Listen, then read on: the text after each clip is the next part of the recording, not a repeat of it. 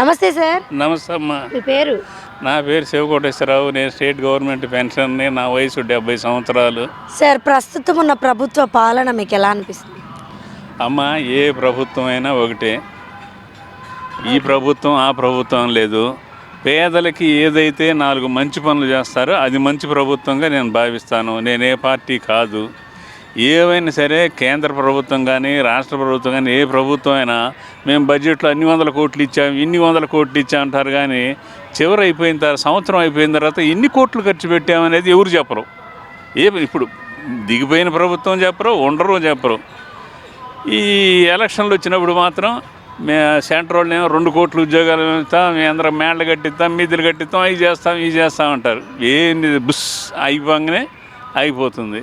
అట్టనే రాష్ట్ర గవర్నమెంట్ కూడా ఏదైనా ఆచరణలో ప్రజలకి ఏదన్నా కాస్త మేలు చేసింది అంటే, ఇప్పుడు పొలిటీషియన్స్ వచ్చిన వాళ్ళు అంతా సంపాదించుకుంటారు. సంపాదించుకోకుండా ఎవరు చేస్తారమ్మా?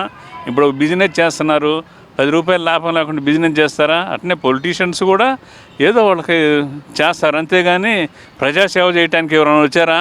ఎవరు ప్రజాసేవ చేయడానికి రాలేదు. ఏదో కొంత కాస్త కూస్తూ సంపాదించుకునేదాన్ని వెనకేసుకుంటానికే వస్తారు. అందరూ అట్లాంటి వాళ్ళే. ఈ పార్టీ ఏం లేదు, ఆ పార్టీ ఏం లేదు. కాకపోతే ప్రజలకి ఏదన్నా ఉపయోగపడే ఒక మంచి పని చేస్తే వాళ్ళు గుర్తింపగలిగినటువంటి నాయకుడు మంచి నాయకుడు. అట్లాంటి పరిపాలన అందించే వాళ్ళే నిజమైన నాయకులు. వాళ్ళు అప్పులు చేశాడు, అవి చేశాడు, ఇవి చేశాడు అంటారు. వాళ్ళు ఏమైనా చేయని, తలకిందులు తపస్సు చేయని, రాత్రిపూట నిద్రపోతున్నారో పోవట్లేదు అనవసరం. ప్రజలకి ఏమి ఇచ్చారనేది మెయిన్గా చూడాలి. ప్రజలకి ఏం మేలు జరుగుతుందనేది చూడాలి. అంతవరకు బాగుంటుందమ్మా. కాకపోతే ఏంటంటే, ఇప్పుడు లాస్ట్ గవర్నమెంట్లో చాలా అప్పులు చేశారన్న అప్పులతో మా జనానికి సంబంధం లేదు. నువ్వేం చేసావు అనేది ప్రజలకు కావాలి. అట్టనే విద్యా వ్యవస్థ ఒకటి బాగుపడింది. తర్వాత అట్నే పిల్లలన్నీ చదువులు, బ్రతుకులు, ఇంగ్లీష్ మీడియము అన్నీ చక్కగా ఉన్నాయి, బాగున్నాయి. తర్వాత అట్నే పేదవాడికి ఆరోగ్యం అందుతుంది. అట్టనే రైతు వ్యవస్థకి 3 అంశాల్లో బాగా గత ప్రభుత్వం చేసింది. మిగతా సంక్షేమ కార్యక్రమాలు, ఇప్పుడు నా ఇంటి ముందు రోడ్డు పోయిందమ్మా, గుంటబడింది. అది పూడ్చడానికి 1000 రూపాయలు అవుతుంది. నా దగ్గర 1000 రూపాయలు ఉన్నాయి. నా పిల్లగాడికి ఫీజు కట్టాలి. నేను నా ఇంటి ముందు గుంట పూడ్చుకుంటానా, నా పిల్లగాడికి ఫీజు కడతానా? ముందు నా పిల్లగాడికి నేను ఫీజు కట్టుకుంటా. గుంట ఇవ్వాలి కాకపోతే రేపు పూడ్చుకోవచ్చు. కానీ నా పిల్లగాడికి ఇన్ టైంలో నేను ఫీజు కట్టకపోతే వాడి విద్యా వ్యవస్థ ఆగిపోతుంది. అట్లనే ప్రతి వాళ్ళు కూడా ముందు తన సొంత సమస్య చూసుకున్న తర్వాతనే ప్రజా సమస్యకు వస్తారు. అట్లనే ఎవరైనా సరే ప్రజలకి మేలు చేసిన వాళ్ళని ప్రజలు ఎన్నటికీ మర్చిపోలేరు. ఆ విధంగా చేస్తే అన్ని ప్రభుత్వాలు కూడా మంచివే.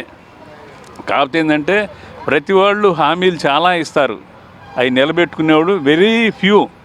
కనీసం 50% అన్నా నెరవేర్చలేకపోతే ఇంకా ప్రజలు చేతరించుకొని వాళ్ళ ప్రజా వ్యవస్థ అంతా కూడా చాలా దుర్భరం అయిపోతుంది. ఏదో నమ్ముతారు రాజకీయ నాయకులు, నిజమే కదా ఆయన అవి చేస్తాడు, ఇవి చేస్తాడు అన్నాడు, మన బతుకులు బాగుపడతాయి అంటారు. అధికారంలోకి వచ్చిన తర్వాత వాళ్ళని గురించి పట్టించుకోరు. అడిగారంటే పిచ్చకొట్టుడు కొట్టి లోన్ బండుగుతారు. ఏ గవర్నమెంట్ అయినా, పోయిన గవర్నమెంట్ అంతే, ఈ గవర్నమెంట్ అంతే, రేపు వచ్చే గవర్నమెంట్ కూడా అంతే. ఏదైనా ప్రజలకి 1 రూపాయి మేలు చేసి కాస్త వాళ్ళ సంక్షేమం గురించి కాస్త ఆలోచించి వాళ్ళ భవిష్యత్తుకి, వాళ్ళ ఆర్థిక వ్యవస్థని కాస్త ముందు స్టెప్ వేసేవాళ్ళే నిజమైన నాయకుడు. అంతేగాని ఒకదప్పుడు ఉపన్యాసాలు ఇచ్చి అవి చేశాను, ఇవి చేస్తామని. ఇప్పుడు సెంట్రల్ వాళ్ళు ఏమన్నా 2 కోట్ల ఉద్యోగాలని ఏమి ఇచ్చారు? 3 సార్లు గెలిచారు.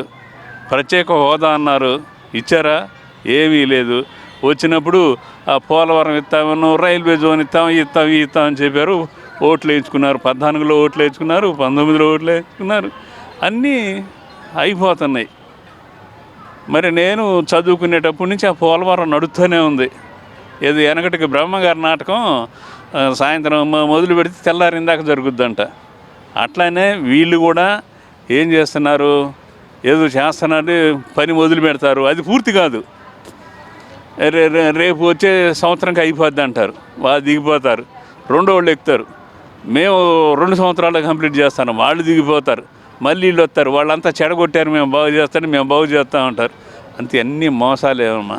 ప్రజలకి ఏదైనా ఫిజికల్గా ఏదైనా కాస్తో కూస్తో మేలు చేసేవాడే నిజమైన నాయకుడు. అటువంటి వాడు ఉంటేనే ఈ ప్రజలు బాగుపడతారు.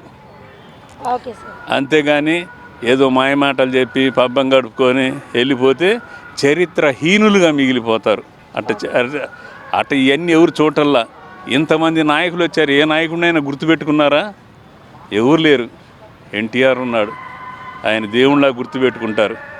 ఒక రాజశేఖర రెడ్డి ఉన్నాడు, గుర్తుపెట్టుకుంటారు. ఇప్పుడు చనిపోయిన వాళ్ళ గురించి నేను బాగా చెప్పాను, ఉండోళ్ళ గురించి బాగా చెప్తే వీడు ఆ పార్టీ అంటారు. అందుకని నేను ఉండోళ్ళని చెప్పను. Okay sir. ఉండోళ్ళలో విద్యా వ్యవస్థ బాగు చేశారు, ఆరోగ్య వ్యవస్థ బాగు చేశారు, అట్టనే రైతులకు మంచి మేలు చేశారు.